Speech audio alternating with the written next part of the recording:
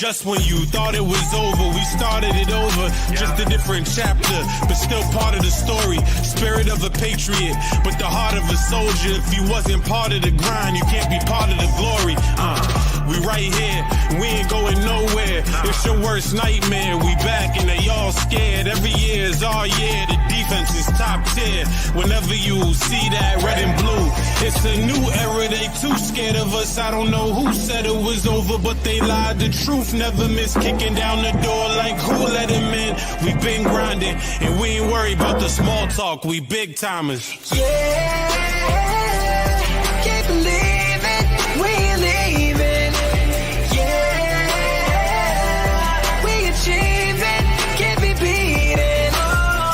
Say it loud, say it proud from the top of my lungs. Hometown, take a crown, you ain't trying with us. Around this time, you really can't deny. You can't run, you can't hide when the Patriot comes. Hello. How everybody doing tonight? Happy Friday. It's the Patriots Friday Night podcast. Another rough week. And sadly, there's another rough game coming up. Because like I was explaining earlier on Twitter, this is just teams, the AFC can get clinched as early as this week still with 2 weeks to play. So there's that factor. And as well as, going up against this Buffalo Bills team that for the most part has given the Patriots some problems over the year, especially like when it matters. It's they've been able to pull out a game in a few seasons. But this right here, considering that the team has no identity coming into the game, and there's questions about, is the seat getting warm with these coaches? And there's blaming, and there's owners being showed on camera complaining about the play calling. This right here is just an overall, like, the product of that's on the field right now just doesn't look sustainable. So, all right, let's see. I'm going to dive in here. And I want everybody to respect my opinion with what I'm about to say, because as you can see through and through, I am a Patriots fan. I got it tattooed on me and everything. But this organization has become a clown show. And I can tell you, just off of doing my own research and things that I've read, I can tell you how this has become a clown show. So we're just gonna start with the dominoes effect, where a lot of people don't really realize where a lot of this downfall started in 2014. So in that 2014, from 2014 and beyond, is where the Jimmy Garoppolo's came in. And obviously, there was I can tell you for sure with 100% accuracy, Tom Brady asked for the removal of Jimmy Garoppolo from that team. So there was Bill's plan of having Tom's successor. Jimmy Garoppolo did go to a Super Bowl with the San Francisco 49ers. Do we know how his career would have overall played out as a Patriot had he been healthy? No, but what we can say is it did look like he would have been an adequate quarterback for that type of system. So that plan went out the window. And then after Brady asked for that release of Garoppolo, shortly after this, I could tell you with 100% accuracy as well, Tom Brady himself tried to ask to be released from the team. And then that's when Robert Kraft told him he couldn't be inclined to do that, because the one time that he did step in and overrule Bill, something he said that he would never do, it was on Brady's behalf. So he wasn't inclined to let Brady just walk out like that after he had to trade Jimmy, even though he always promised him he could leave the team on his own terms. So that's where, Kraft played his part in it. And obviously, post-Brady, we've seen marginal success of just making a postseason appearance with Mac Jones, because now, the quarterback position was in disarray. Anybody can say whatever they want. Mac Jones really wasn't a good quarterback. I don't really so much as put that on the coaches. honestly, I just feel like Mac Jones really was never really going to be a good quarterback in the NFL. So there's that factor. So now the organization, all right, Mac Jones was a curse as well as a gift because for us to avoid going into quarterback purgatory, we had to have that bad season. You know what I mean? And as much as it sucked, what I all in all took from it was, it hurt to see Bill go.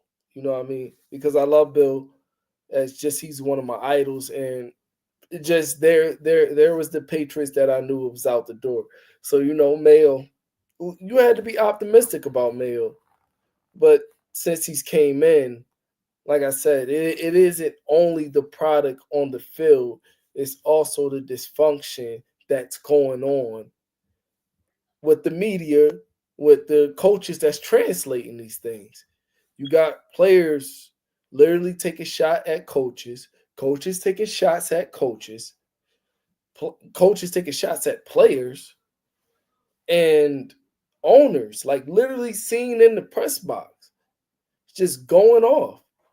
Everybody talks about when Jonathan Kraft was like, "Oh, well, this this play call is terrible, everything else."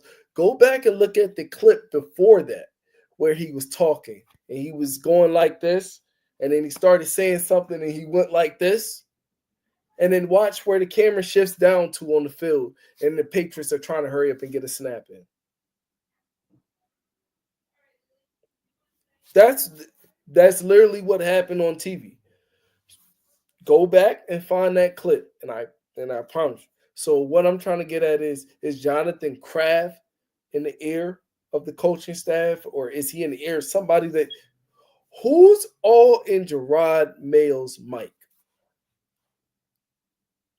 Like we can't act like we didn't see some of this coming. We can sit here and complain about the talent, the talent, the talent. Listen, these dudes is in a small percentage of the world that gets to be NFL players.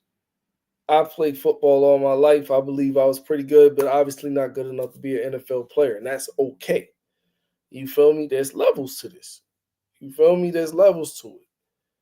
But these guys is in the league for a reason. You're not telling me that everybody is that bad at everything. And not to mention that the defense has got that marginally worse.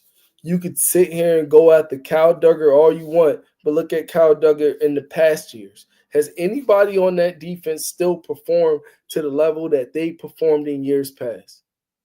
No. Even like I always thought Anthony Jennings was a damn good pickup for the Patriots, and I feel like he's been a damn good player since he's been healthy and got his weight under control and everything. On the edge, he is great at stopping the run and getting tackles for loss. He's not even playing much up to the standard. Jelani Tavai has taken a step back. Obviously Gonzo's gonna be Gonzo. Jabril Peppers has taken a step back. Christian Baltimore, I just pray that he continues to focus on his health and get healthy. Because as much as I would love to see him on the field putting guards on their ass, I want to see Christian Baltimore healthy. Just overall in life and everything else, because at the end of the day, these are human beings. They have family, and these are the players that we love to root for. But outside of that, Keon White, we could sit here and keep talking about the pressures, but what did Keon White have? What, 6 or 7 sacks right now? I think about 6. He had 4 of them within the first 4 games. We are in what is it? 14 games now. Come on, we need more there. Like to the point that it's literally no pass rush at all on the team.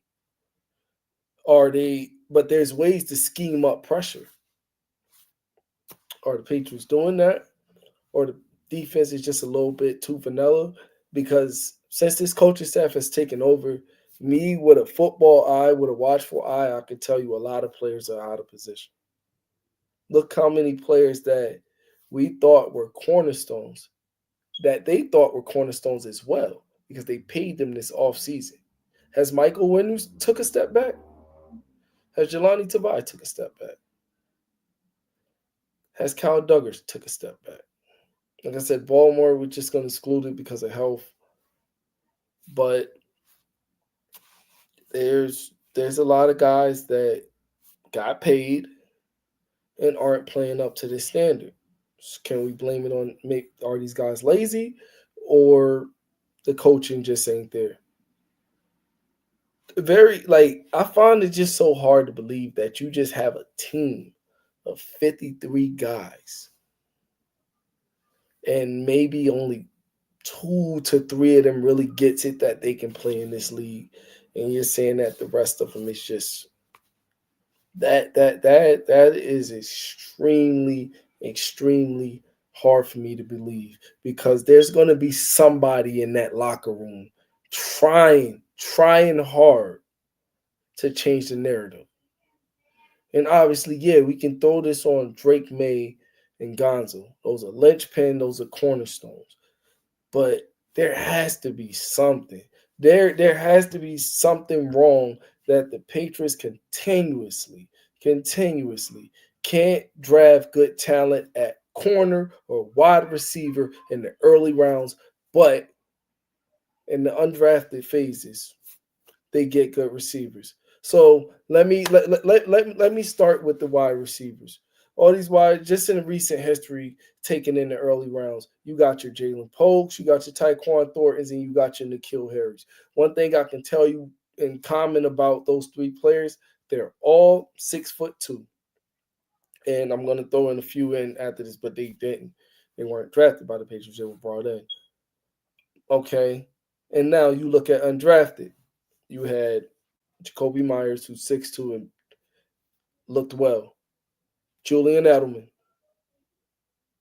Those have arguably been over the last maybe 6-7 years, the two best receivers. Jacoby Myers and Julian Edelman. Julian Edelman, seventh rounder. Jacoby Myers undrafted. So now let's talk about all the other 6'2" receivers that they're trying to bring in, I guess, to be this perimeter threat. Juju Smith-Schuster didn't work out. I remember at a point in time they went after Dontrell Inman. Didn't work out. He's another 6'2" wide receiver. Obviously I didn't threw Polk up in there. Who else is another one in these early rounds? Aaron Dotson. Didn't work out. But they're getting this production from these dudes later in the round. But seems like that 6'2" wide receiver that's supposed to be anywhere from 200 plus, or Tyquan's very undersized, just fast, but doesn't seem like the Patriots do a good job of identifying that type of receiver. And problem is, the person that you claim that was making this mistake, he's no longer there. And this seems to look like the same problem that's going on with Javon Baker and Jalen Pope. So now this may have to be a season where you can double dip at receiver again. And I'm hearing that T. Higgins might even go back to Cincinnati. So that's a problem there. What do? Are the Patriots in a position to draft a Travis Hunter or a T-Mac? Yeah, realistically, yeah, they would be there. But they also have needs on the offensive line. But this offensive line class isn't as glitz and glamour as some will make it seem, because there's questions about both two of the top guys. If you remember Isaiah Wynn and how he struggled and everything, he didn't give up no sacks in college. Same way how Kelvin Banks, things like that. Well, I've seen him when they played against Georgia. That was a pretty rough game for them.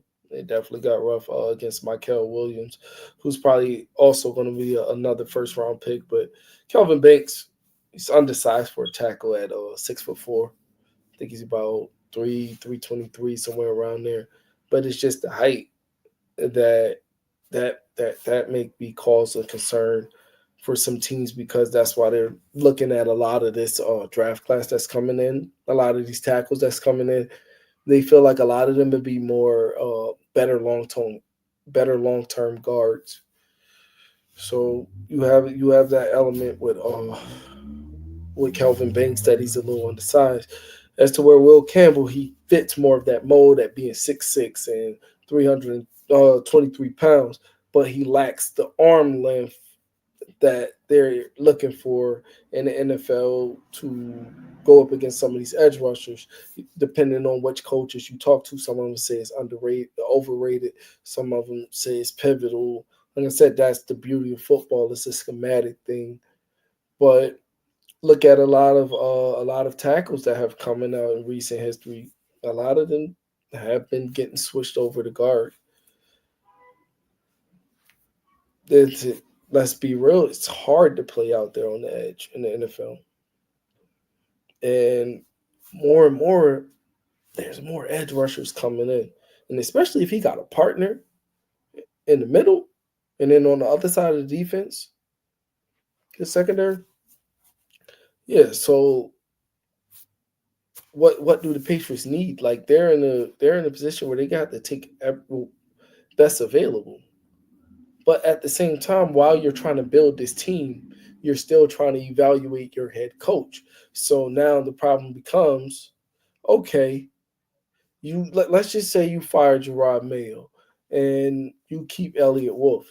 You're gonna have to get somebody in there that already feel comfortable with the contracts and the players that have already been in place that the Patriots have put in place.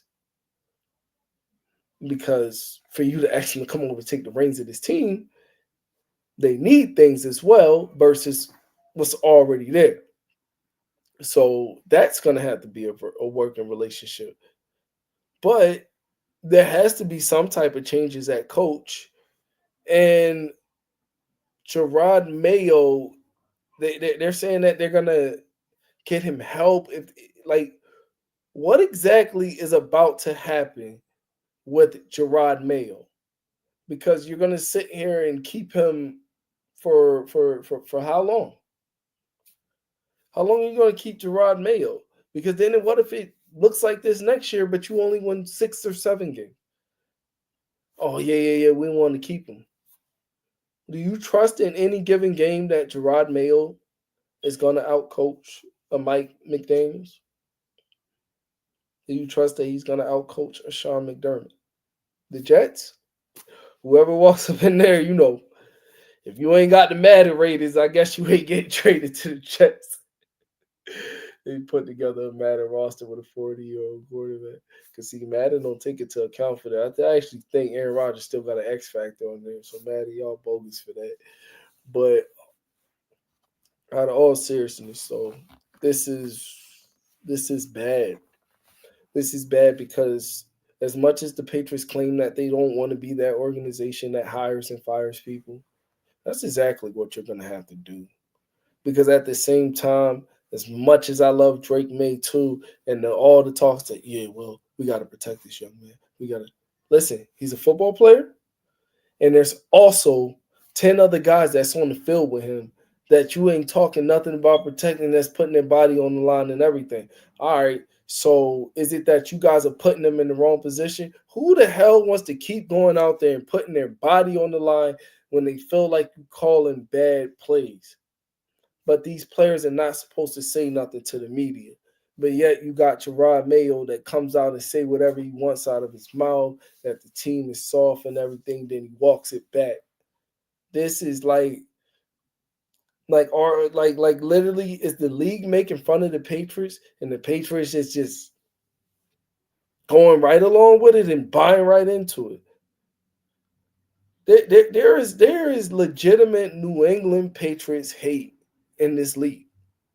Understand that. Understand that, because just off the simple fact of the Spygate thing, teams were not happy that the NFL did not disclose whatever they found on the tapes that they found over at the Patriots at Patriots place. It's obvious, it's clear, because why? Robert Kraft keeps getting passed over on the Hall of Fame. Who he done pissed off in there? Bill Belichick all of a sudden can't find a job. Say whatever you want about him or whatever the case may be, but all these offensive guru, offensive minded coaches hasn't won no Super Bowls besides Sean McVay. All these coaches that's glorified play callers and the Kyle Shanahans and everything else, Kyle Shanahan can't seem to close out a game in the Super Bowl when he has the lead. Sean McVay won his where the Rams became the first team to assemble basically a bought roster. Other than that, it's been Andy Reid. So if this old style of coaching has all of a sudden went out, but one of the oldest coaches in the league is still winning games and winning Super Bowls at that. These young gurus that we are talking about, he's beating them. He's beating the Siriannis. He's beaten Kyle Shanahan twice. But he never beat Bill in the playoffs. With the Chiefs or the Eagles. When it mattered. When it mattered. The same coaches that y'all glorified, when it mattered, did he beat Bill? No. I can tell you this. Go back and look at every game that Patrick Mahomes has played against the New England Patriots. Look at what happens in the first half. It takes a whole second half adjustment. And if it's to my memory, I don't think he even ever scored double digits in the first half versus the Patriots when Bill was the coach. So I say that to say this. Understand how much of a great coach that was that walked out the door. And now this is what you have. But I'm telling you this now. There's people in the league that realistically do not like the New England Patriots. So therefore, their downfall is not a pity pool to anybody. Oh, well, we're about to play Buffalo. Oh, they moved that into the 4:30 slot. What else did they do? Oh, they're wearing their red uniforms that looks eerily similar to the New England Patriots alternate uniforms. Damn it. Is this the league? Is this just some type of inside joke? Because as much as Robert Kraft has his hand in the dirt for having this organization looking the way that it does, he also deserves to be in the Hall of Fame. That he does. For him to trade a first-round pick for Bill Belichick, and then for him to bring back Bill, because Bill was already a defensive coordinator for the Patriots in years past under Bill Parcells. So a lot of the players that were on this defense that we won the Super Bowl with, Bill had already had that continuity with some of them, because a lot of them were his players that when they got drafted, or like I said, when he was a defensive coordinator years prior with the Patriots, when him and Bill Parcells was there instead of the Jets. But the New England Patriots, it's just nothing seems to make sense anymore. There's no way you can tell me that Gerard Mayo's job is not heating up, and you telling me there's other good coaches out there. I don't want to end up like the Jets. I don't want to end up like the Browns. But it seems it's just something not clicking. And I get it. Robert Kraft, the moment it was put out there that this was put in Bill's contract, that Gerard would be the successor. Anybody with a clear-minded understanding has to understand that Gerard Mayo had this job before he had this job. So all this about, oh, well, is he gonna hold him? Is he gonna? He had already given him the job years ago. So therefore, when Bill walked out the door, he had to give Gerard Mayo the job, or he would have had to pay him out. Bill just assigned an extension last offseason. Now you got to pay Gerard Mayo. Let's just say if you passed up on him and he walked out, you had to pay him out. And then now you bring in a new coach and a new coaching staff. You got to pay them. Kraft wasn't about to pay that money. I'm being straight up honest with y'all. Kraft wasn't about to pay that money. It just ain't happening. So now we have Gerard Mayo. And we have a cheap Alex Van Pelt. We have a cheap DeMarcus Cousins. You removed the greatest coach from his position as the head coach, but elevated everybody in the front office that you claim that this front office was making all these mistakes. I still see the same trend in the draft picks. Yeah, Drake May. Then what else? Caden Wallace. Do y'all know how old Caden Wallace is? Caden Wallace was like 24, 25 when he got drafted. Like, I don't understand what they thought they were just like. It's like for years, everybody talks about how Bill never really went out and got this premier left tackle. They were just getting all these swing tackles and everything else. What the hell do y'all think just happened? All these dudes that they brought in that was claiming that they was supposed to be the dude. It's the same stuff going on, right? Oh man. It's the same front office. That's why. Ain't no one man had all that power like that. How much film do you think coaches watch on college players during the season? Not a lot. That's why you see during this the draft phase and everything, there's a lot of players that's overhyped and oversold to you because that's the media. That's what they're goshing over and thinking about. But once teams start getting players' medical records, background, measurables come in, 40 times, interviews, you start seeing things trickle and trickle down the board. Trickle. Why? It's errors on the scouting staff. That's why. It's error on the scouting staff. We literally sit here and watch Lab McConkey break rookie records, doing this thing.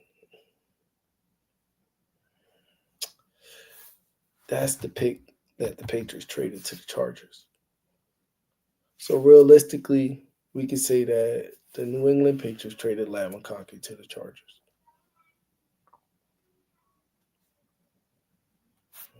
So where do we go from here?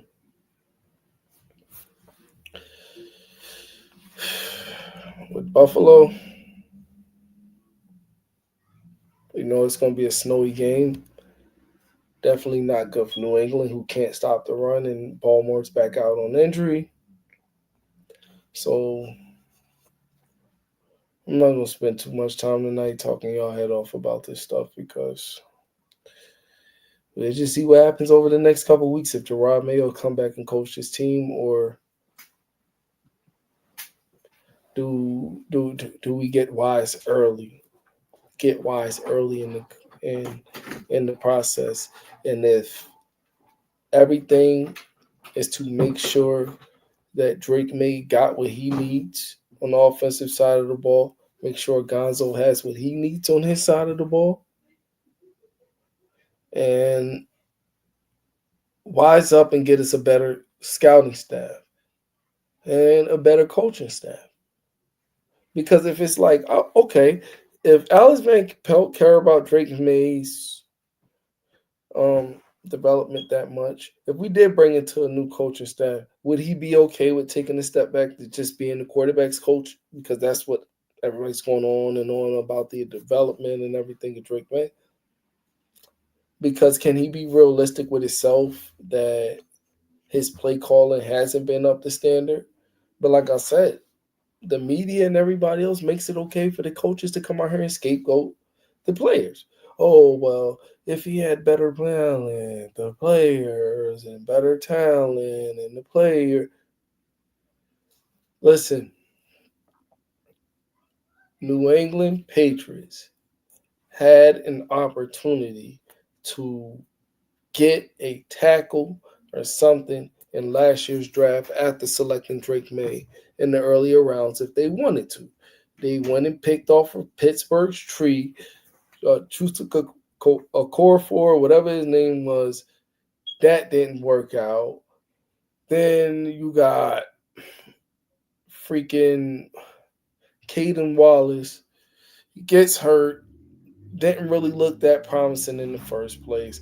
Now you got Vidarian Lowe, and you're trying to talk yourself, and he hasn't played that bad over the last couple of weeks. Who's the edges he's played over the last couple of weeks? Because the Colts were in the bottom eighth of the league or something like that. They were in the bottom of the league. I think 28th or something like that in the bottom of the league. Again, pressure, getting sacks and everything else in between. But they chewed up through the Patriots. That's what I'm saying. What happens is they're making teams that aren't that good look better than what they are because that's where you can measure the Patriots at. A good game to measure the Patriots would have been to measure them against the Colts, to measure them against the Arizona Cardinals, to measure them against the LA Rams, believe it or not. And guess what? These are all games that it came up piss poor. So at the end of the day, who's really to blame for this? You're not telling me the players just suck that every weekend and week out where we can't win a game because we see a lot of boneheaded stuff from these coaches. Like I said, is this going to be a game where is this going to be a time in the offseason where the New England Patriots get wise and say, well, listen, Gerard, we deal with cover. We don't feel like this is going to work out. Because when do you see Gerard Mayo winning any type of Super Bowls here? I don't care nothing about people like, oh, well, Bill did it. It was a different game then. That's why Bill was pushed out now because that was his biggest enemy. He didn't adapt to today's game. Even I can tell you that. Just a selection off of Mac Jones all alone. Mac Jones probably would have been successful maybe in the earlier 2000s and things like that where the game wasn't as athletic and the pocket passer was at a premium. Now, quarterbacks that fits the mold of the Justin Herberts, the Josh Allens, the Drake Mays, the Lamar Jacksons, the Jalen Hurtses, the Jaden Daniels, and even in somewhat of a sense, Anthony Richardson, but he can't throw the ball to save his life. But guys that can move and that can throw the ball and that can improvise, and obviously the Patrick Mahomes, no disrespect, you've been saying him last because his name, you know what his name is. You feel me? Like you know what his face card is. But this just doesn't look good for the New England Patriots. If this is the coaching staff that they're going to continue to sit there and run out on. So y'all can DM me, get in the comments, let me know how you feel about this. You know, how you feel about this weekend's game coming up. I don't feel like it's going to be a total blowout. I feel like I can give it maybe 13 to 25 Bills. All right. We got some good college football games coming on tonight. I'm definitely about to tune into the playoffs. I'm about to go get me some food because I actually didn't get a chance to eat yet. I'm sitting there rambling on with y'all. But y'all have a blessed weekend, man. Stay safe. You know, kiss your loved ones. Happy holidays. And, you know, hopefully I'm back next week with something better. You know, that'd be the best gift for Christmas to beat the Bills in the snow. But we'll see about it, man. Y'all take care. Have a great night. 37-year-old. We're on to Cincinnati. It's nothing about the past, nothing about the future. Right now, we're preparing for Cincinnati. Okay, do you feel like the talent you have here is good enough? We're getting ready for Cincinnati. What is your responsibility? I'm just asking, do you think you've done enough to help Tom Brady? We're getting ready for Cincinnati.